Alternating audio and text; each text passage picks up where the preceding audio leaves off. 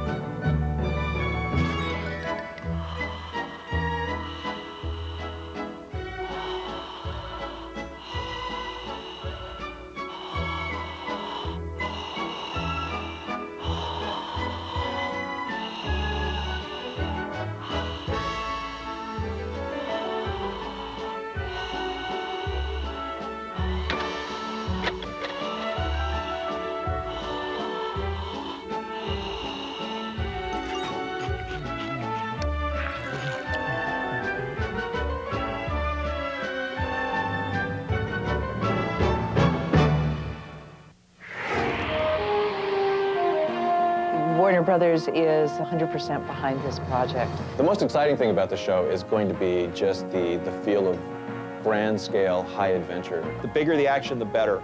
Just taking on that character and trying to do something different with it. Superman has always been an important property for Warner Brothers, yes, and certainly the live-action movies over the years have been great successes, and we hope that this series brings Superman into the 90s and launches a whole new interest among kids again.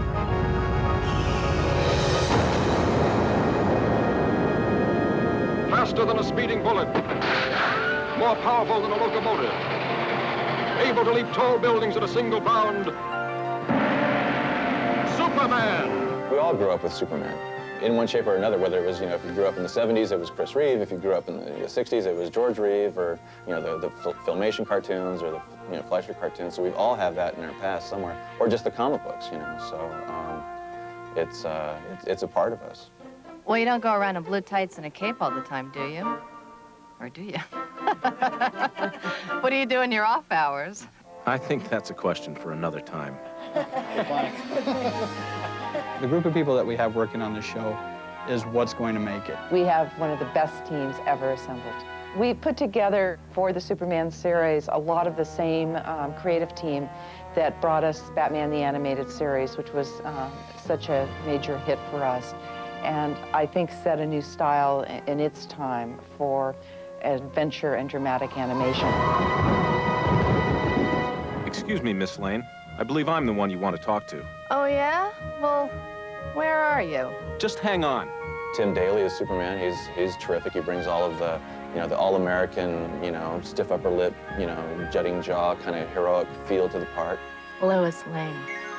During the auditions, I slated her. This is Dana Delaney as Lois Lane. And she just stopped for a second and went, I've always wanted to hear those words. You're very amusing, Mr. Kent, is it? Yes, I'll remember that. Superman's main villain has always been Lex Luthor, and that's going to continue to be the case in a cartoon. Superman, I own Metropolis. Metropolis is a much more optimistic city than Gotham ever was. Superman is a more optimistic hero than Batman was. Batman believes in going out and punishing the criminal.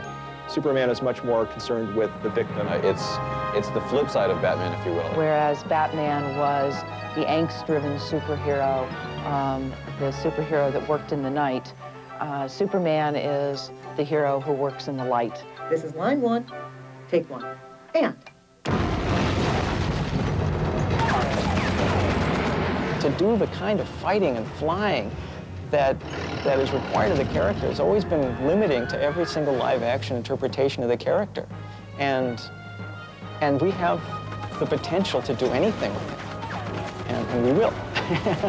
We will be launching our Superman series with a special 90-minute movie of the week to air in prime time on the WB network, probably late August or early September. This will be followed by the weekly series on Saturday mornings on Kids WB. And then in 1997, we will be moving the show to Monday through Fridays in the afternoon as part of our 2-hour Kids WB afternoon block. We're going to pull it off. It's going to be a hell of a show. I think it's going to be amazing. The bottom line is that we're going to give kids a show with so much excitement that they're going to love it. And this is definitely going to be a Superman for the 90s. I think Superman is going to be a terrific hit for us.